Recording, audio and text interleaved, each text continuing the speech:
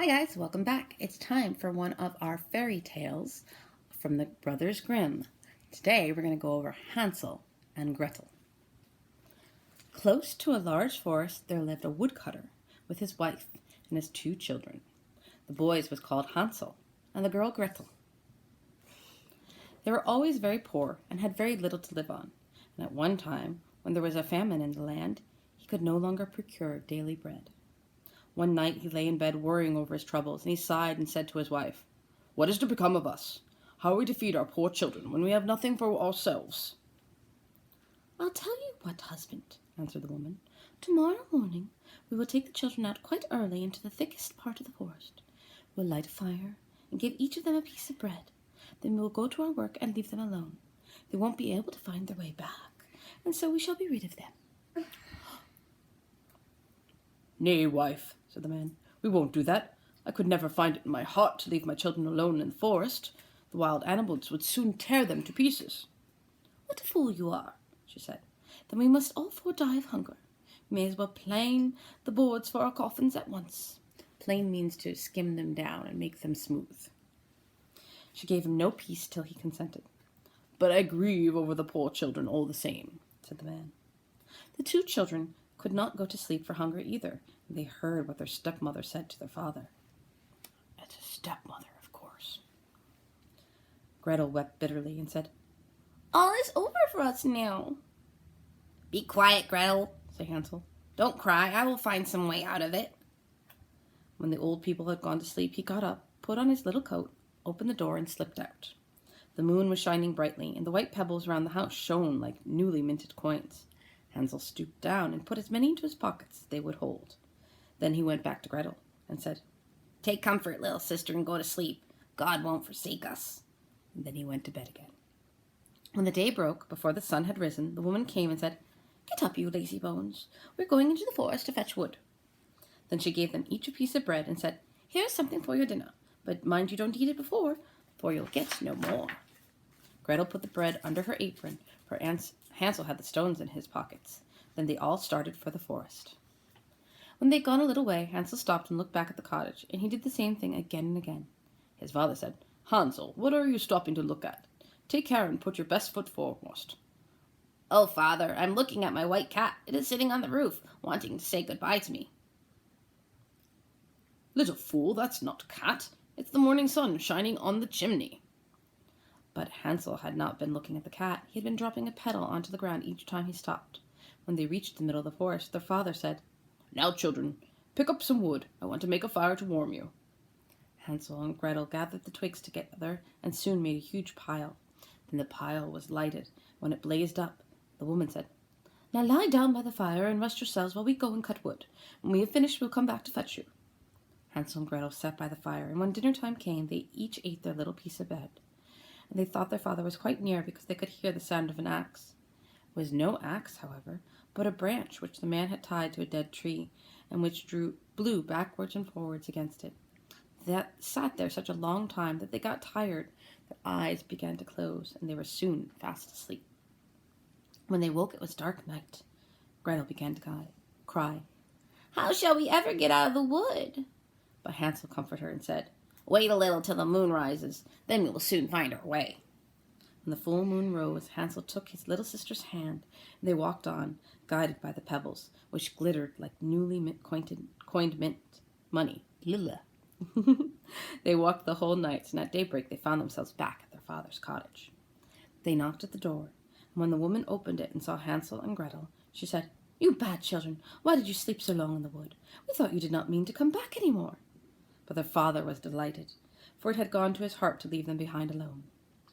Not long after they were again in great destitution, and the children heard the woman at night in bed say to the father, "We have eaten up everything again, but half a loaf, and then we are at the end of everything. The children must go away. We will take them further into the forest, so they won't be able to find their way back. There's nothing else to be done." The man took it much to heart and said, "We had better share our lost crust with the children." But the woman would not listen to a word he said.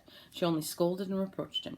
Anyone who once says A must also say B, and as he had given in the first time, he had to do so the second time.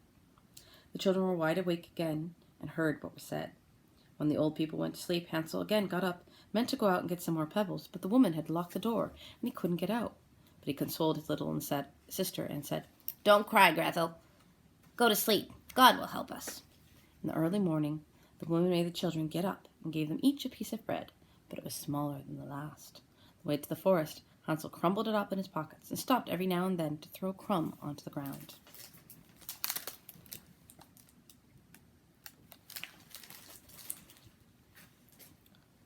Hansel, why are you stopping to look about you for? Asked his father. "I'm looking at the dove which is sitting on the roof and wanted to say goodbye to me," answered Hansel. Little fool, said the woman. That is no dove, it is the morning sun shining on the chimney. Nevertheless, Hansel strewed the crumbs from time to time on the ground. That means threw them. The woman led the children far into the forest where they had never been in their lives before. Again they made a big fire, and the woman said, Stay where you are, children, and when you are tired you may go to sleep for a while. We are going further on to cut wood, and in the evening, when we have finished, we will come back and fetch you. At dinner time, Gretel shared her bread with Hansel, for he had crumbled his up on the road. Then they went to sleep, and the evening passed, but no one came to fetch the poor children. It was quite dark when they woke up, and Hansel cheered his little sister and said, "Wait a bit, Gretel, till the moon rises. Then we can see the breadcrumbs which are scattered to show us the way home." When the moon rose, they started, but they found no breadcrumbs, for all the thousands of birds in the forest had pecked them up and eaten them away. Hansel said to Gretel, "We shall soon find the way." But they could not find it. They walked the whole night and all the next day, from morning to night, but they could not get out of the wood. They were very hungry, for they had nothing to eat but a few berries which they found. They were also so tired that their legs would not carry them any farther, and they lay down under a tree and went to sleep. When they woke in the morning, it was the third day since they had left their father's cottage. They started to walk again, but they only got deeper and deeper into the wood, and if no help came, they must perish. At midday, they saw a beautiful snow-white bird sitting on a tree. It sang so beautifully that they stood still to listen to it. When it stopped, it fluttered its wings and flew round them. They followed till they came to a little cottage, on the roof of which it settled itself. When they got quite near, they saw that the little house was made of bread, and it was roofed with cake. The windows were transparent sugar, that means see-through. "This will be something for us," said Hansel.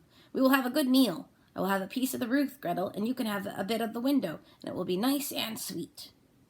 Hansel stretched up and broke off a piece of the roof to try what it was like. Gretel went to the window and nibbled at that. A gentle voice called out from within, "Nibbling, nibbling like a mouse. Who's nibbling at my little house?" The children answered, The wind doth blow from the heaven to earth below," and went on eating without disturbing themselves.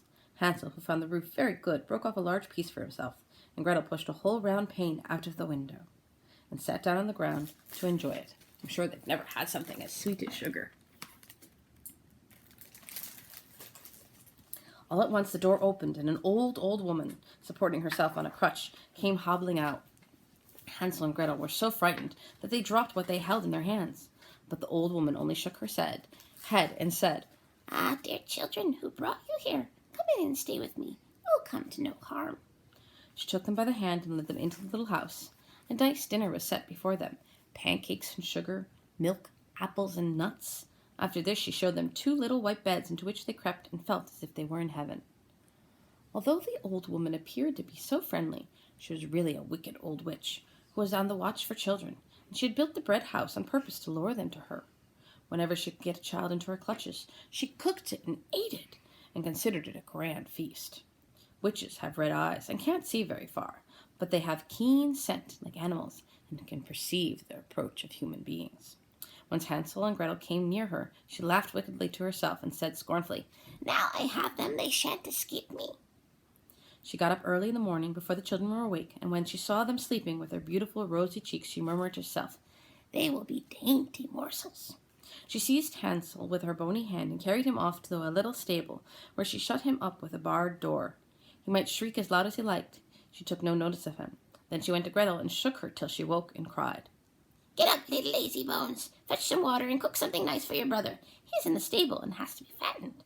When he is nice and fat, I will eat him." Gretel began to cry bitterly, but it was no use. She had to obey the witch's orders. The best food was now cooked for poor Hansel, but Gretel only had the shells of crayfish. The old woman hobbled to the stable every morning and cried, "Hansel, put your figure out for me to feel how fat you are." Hansel put out a knuckle bone, and the old woman, whose eyes were dim, could not see and thought it was his finger, and she was most astonished that he did not get fat. When 4 weeks had passed and Hansel still kept thin, she became very impatient and would wait no longer. Now then, Gretel, bustle along and fetch the water. Fat or thin, tomorrow I will kill Hansel and eat him. Oh, how his poor little sister grieved as she carried the water. The tears streamed down her cheeks. Dear God, help us, she cried. If only the wild animals in the forest had devoured us, we should at least have died together. You may spare your lamentations. That means your tears, They will do you no good, said the old woman. Early in the morning, Gretel had to go out to fill the kettle with water, and then she had to kindle a fire and hang the kettle over it. We will bake first, said the old witch. I have heated the oven and kneaded the dough. She pushed poor Gretel toward the oven and said, Creep in and see if it is properly heated, and then we'll put the bread in. She meant, when Gretel had got in, to shut the door and roast her. But Gretel saw her intention and said, I don't know how to get in. How am I to manage it? Stupid goose, cried the witch. The opening is big enough. You can see that I could get into it myself. She hobbled up and stuck her head into the oven, but Gretel gave her a push, which sent the witch right in, and then she banged and bolted it. Oh, oh, She began to howl horribly, but Gretel ran away and left the wicked witch to perish miserably.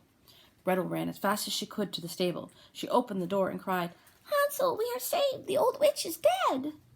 Hansel sprang out like a bird out of a cage when the door stood open. How delighted they were. They fell upon each other's necks and kissed each other and danced about for joy. As if nothing more to fear, they went into the witch's house, and they found chests in every corner full of pearls and precious stones. These are better than pebbles, said Gretel as she filled her pockets. I must take something home with me, too. And she filled her apron. But now we must go, so that we may get out of this enchanted wood. Before they had gone very far, they came to a great piece of water. We can't get across it. I see no stepping stones and no bridge. And there are no boats either. But there's a duck swimming. It will help us over if we ask it. So she cried, Little duck that cries quack, quack. Here Gretel and here Hansel stand. Quickly take us on your back. No path nor bridge is there at hand. The duck came swimming toward them, and Hansel got on its back and told his sister to sit on his knee. No, answered Gretel. It will be too heavy for the duck. Must take us over one after the other. The good creature did this, and when they had got safely over and walked for a while, the wood seemed to grow more and more familiar to them, and at last they saw their father's cottage in the distance. They began to run and rushed inside, where they threw their arms round their father's neck. The man had not had a single happy moment since he had deserted his children in the wood. In the meantime, his wife was dead.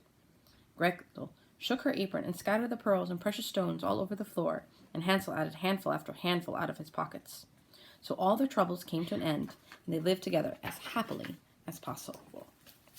So I don't know how many of you actually heard the story of Hansel and Gretel, but I hope you liked it. Sometimes children can be very smart. Take care.